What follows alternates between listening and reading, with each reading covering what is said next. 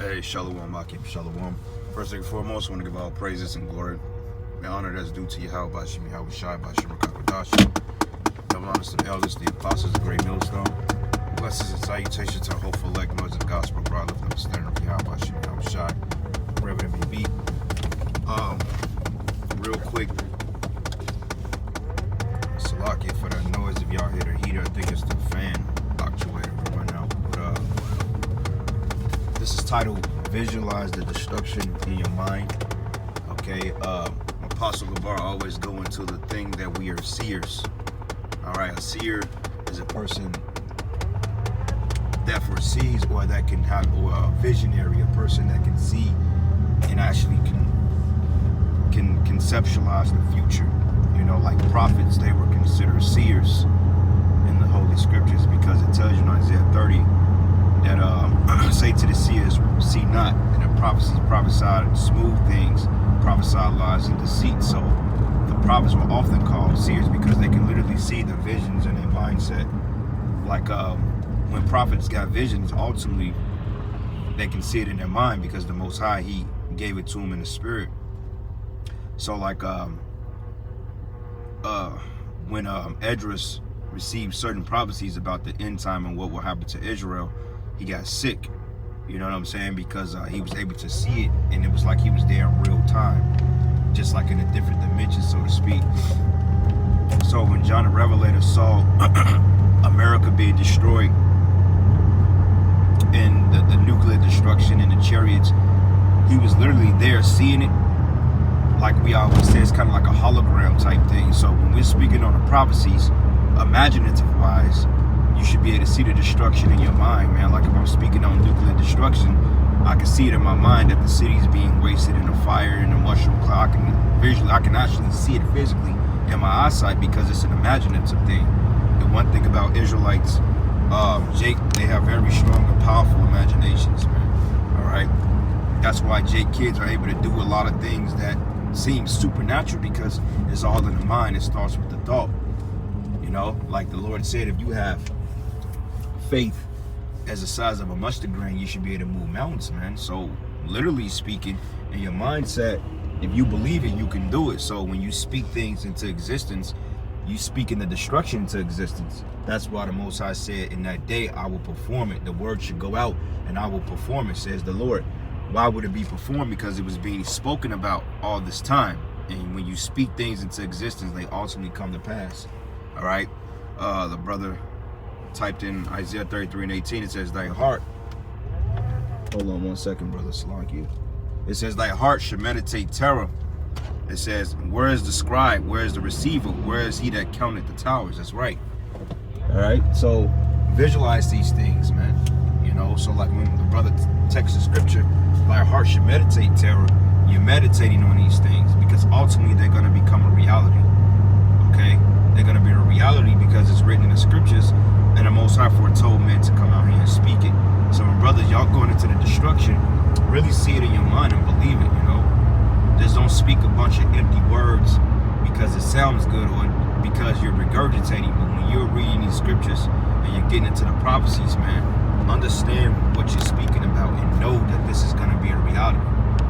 You know, like they show us in those doomsday movies, how when destruction comes, everything is laid desolate. Like when you see in I Am Legend, that's an embodiment of 2nd Esdras, the 16th chapter, from 21st verses on down, when it tells you that it should be 10 men that should be left in the city that should search the houses with the sword.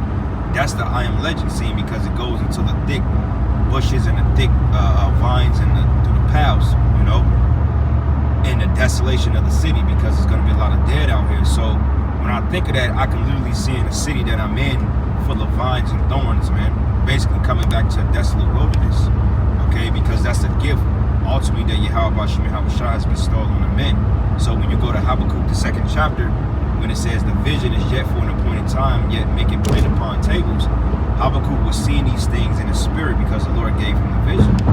All right, and that's the same thing here.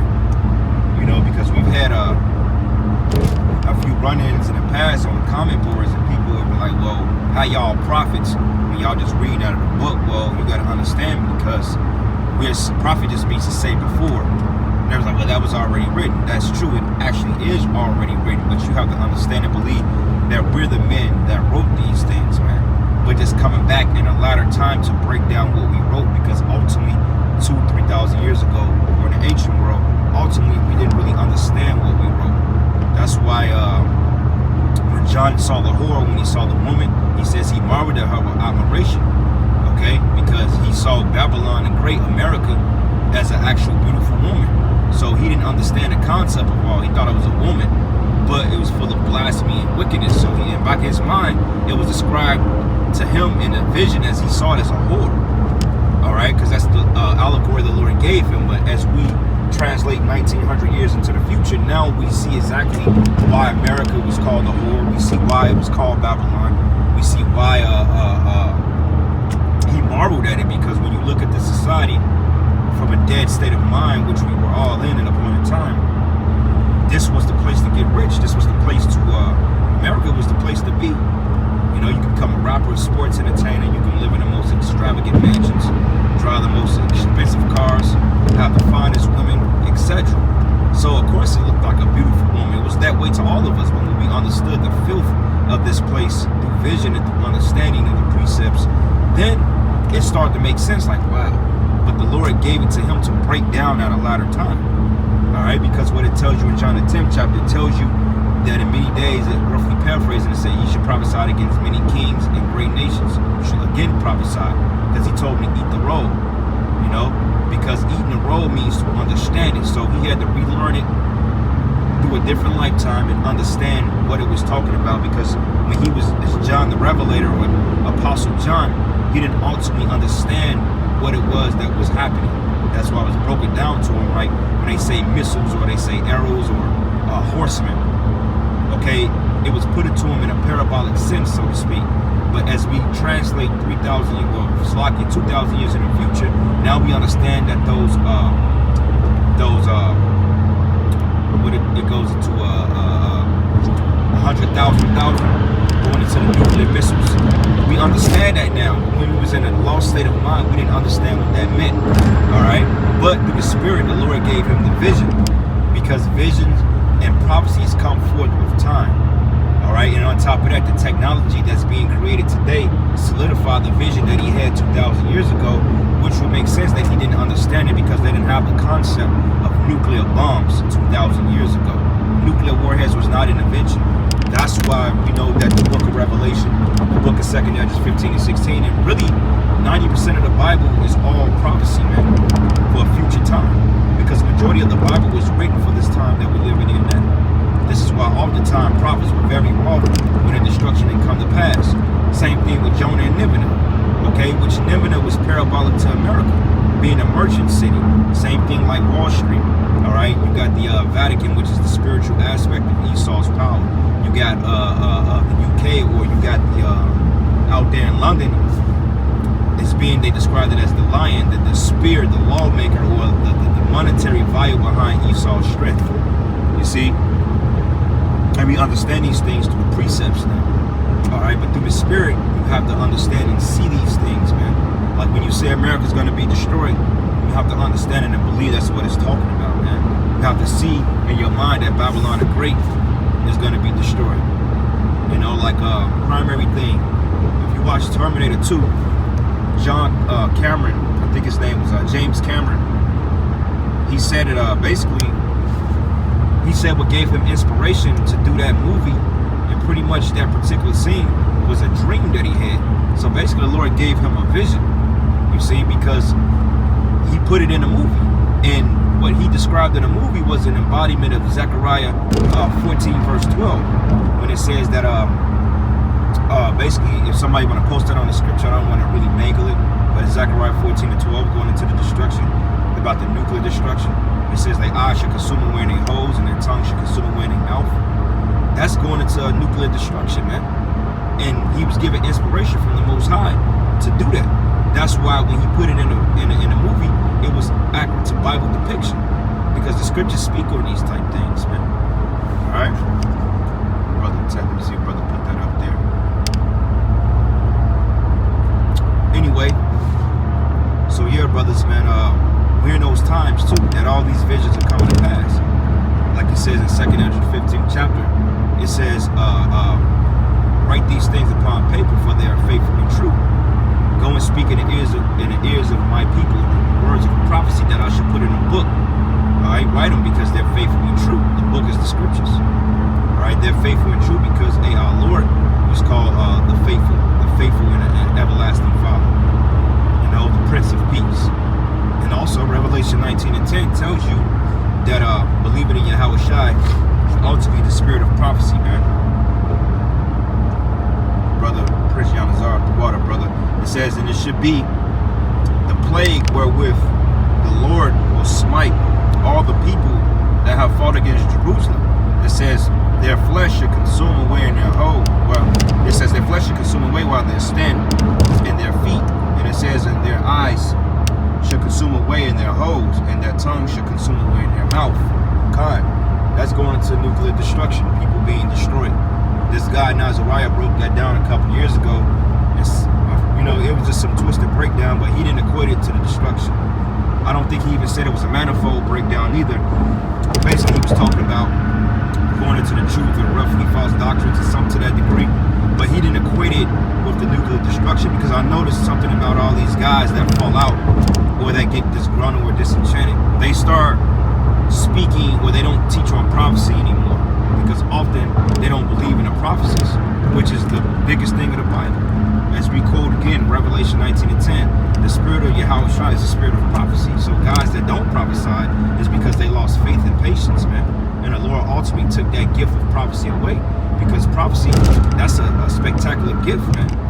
You know, like in Corinthians the 14th chapter, I believe it going to the different gifts, you know, of the church. You got the ones that can translate, speak in tongues. You got those that got the gift of prophecy, you know.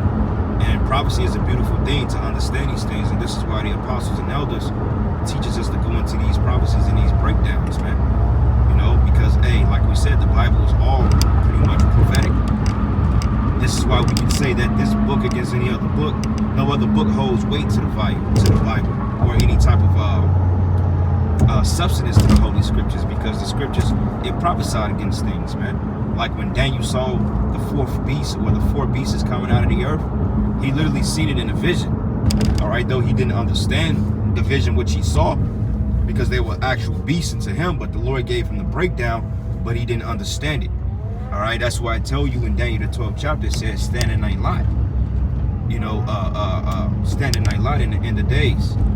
You know, because he was going to come back at a later time and prophesied against the end of this place.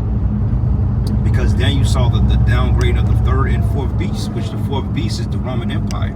The third beast go into the Greeks, but you had a merging of what they call the Greco Empire, which the Greeks and the Romans were Edomites, man. Okay, aftermath, so to speak, because the original, I believe the original Greeks was the son of Japhet, if I'm not mistaken. They were dark people, but Esau assumed the identity of these other nations. You know, and that's what Esau does. He steals and assumes the identity of the other nations. So, therefore, he named himself after the particular lands which he conquered. Same thing today in America, man. He called himself the Native American. You got the 5% rule. Like most of those so-called Native Americans that get reparations are really Edomites, man. A lot of dark-skinned Native Americans didn't get reparations because they said basically they ain't nothing but a bunch of niggas, man. Which Native Americans, they are Israelites, man. They are people of color, whether they dark or light, you know, same concept. But mainly those 5%ers, those Edomites, man, they the ones that got the reparations. If you look at an average Native American, they're poor as shit. Living on reservations, they're not getting any real money. So that's all been a lie, man. All we're getting reparations. Yeah, they may offer you certain grants and so forth, but other than that, they don't really give gas shit, you know? That's right, brother. I was meditating on that this morning. It says it needs to be clean so the true man can rule in righteousness. It's right. I was meditating on that this morning. I was getting up, and I was like, man, we got to get out of here, man. This is not living. You know, this is not living. Because the scriptures say that, hey, ye are gods, but ye should die as men. You know, so we're coming to the time that we're getting ready to have our strength renewed, and that we're getting ready to rule in righteousness under Yahweh Shai. Okay, because Yahweh Shai, known as the everlasting Father, people read that and think it's talking about the Most High, but if you go into the word God in the book of John 1:1, it goes into theos or theosis, which means rulers or judges, which is the same equivalent to Elohim in Hebrew, which Elohim goes into judges, God's rulers. Okay, doesn't mean he's the Most High, but hey, we're judges under Yahushua, because Yahushua was the first spirit created under the Most High, and then we come so forth. That's why it says through him all things were created. You see? So under Yahushua, we're going to be put back in our rightful rulership, and we're going to govern this earth in righteousness, which is far overdue.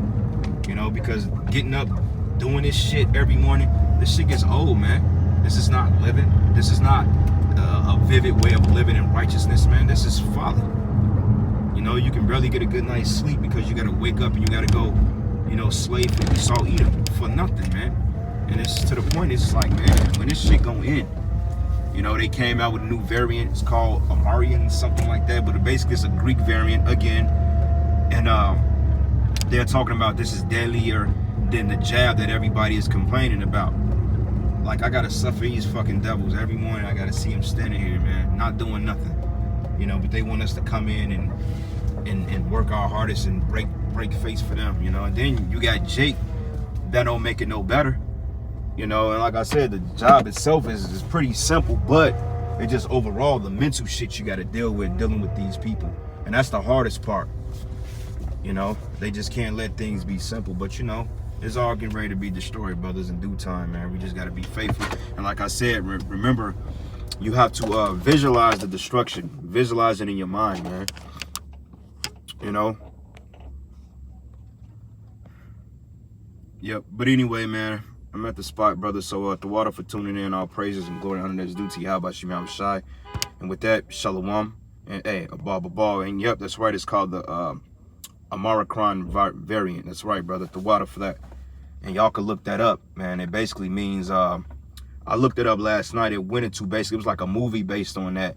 And it basically means that it's like some type of foreign, like alien, so to speak, like a particular deity. So what they're doing with this and the particular method they coming up with it, somehow, some way, is gonna make people basically turn into something else, like we've been speaking on. This is why they're coming out with all these different aspects of it. But y'all can look it up and I'll get more edification on it. But anyway, with that, Shalom, brothers. Abba. See the destruction, man. Shalom.